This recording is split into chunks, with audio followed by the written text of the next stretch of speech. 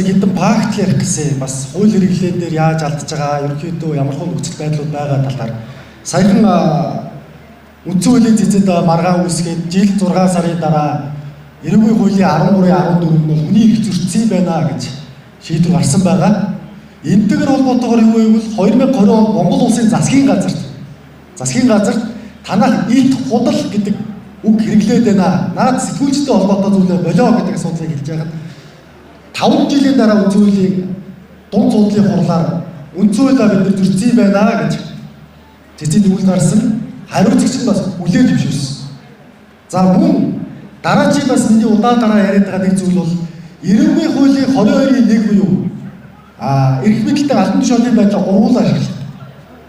Тэгээ энэ дээр хамгийн гайхалтай нь юу вэ гэвэл иргэнийг ялагдагчаар татж байгаа. Энэ зөвхөн цагаан зарцлуудад зориулсан хуулийн залт байхгүй юу? Албан тушаал эргэлж байгаа төрийн болон төрийн оролцоотой үйлдвэр эргэлж байгаа байгууллага зориулсан хууль. Гэвч энэ дээр манай эрхэм прокурорууд иргэнийг ялагдчаар хамтран оролцогч буюу гэмт хэргийн шийдвэрээр татчих. Ял өгцөн байвал яах вэ? Хамгийн аимшигтай. Иргэд та бүхэн маань удахгүй ингээд ял авдаг болох нэ. 22-ийн 1 гэдэг заалтаар. Хууль санаачлагчд маань иргэдэд хамгаалах нөхцөл байдлыг бас бодолцох ёстой.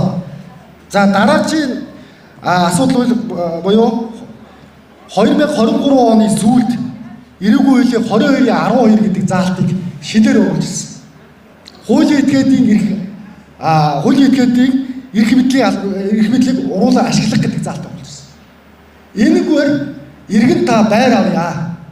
170 сая төгрөгөөр за нэг жирийн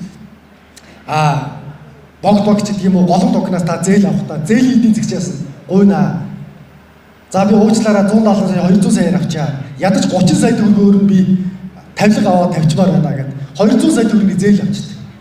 Тэгэнгүүт 200 сая төгрөгийн зээл олгосон гэдэг эдийн засгчт нь болоод зээл авсан этгээдэд ял оногдуулчихдаг.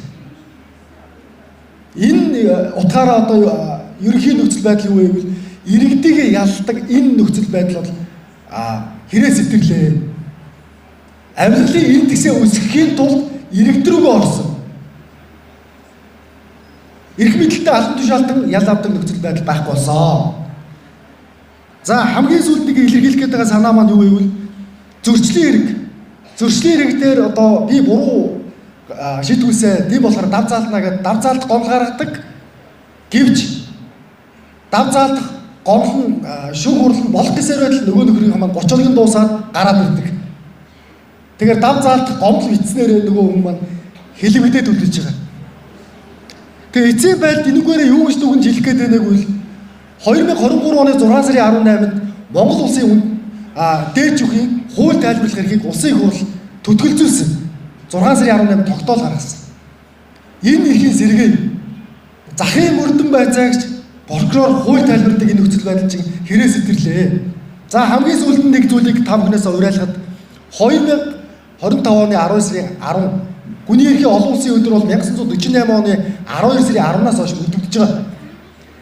12 сарын 10-ны өдрийг хууль санаачлагчд маань одоо энэ эрвээ таамаглаад тэмдэглэж авч байгаа бол тухайн хүмүүс үргээрээ энэ өдөр хүнийг ялагдчихаар татдаг нөхцөл байдлыг хуулиараа хориглоё гэдэг юм саналыг оруулж байгаа юм шиг. Дэмжиж өгөхийг бас таамаг манай саналыг өргөж өгөөрэй. Заавал ярьлаа.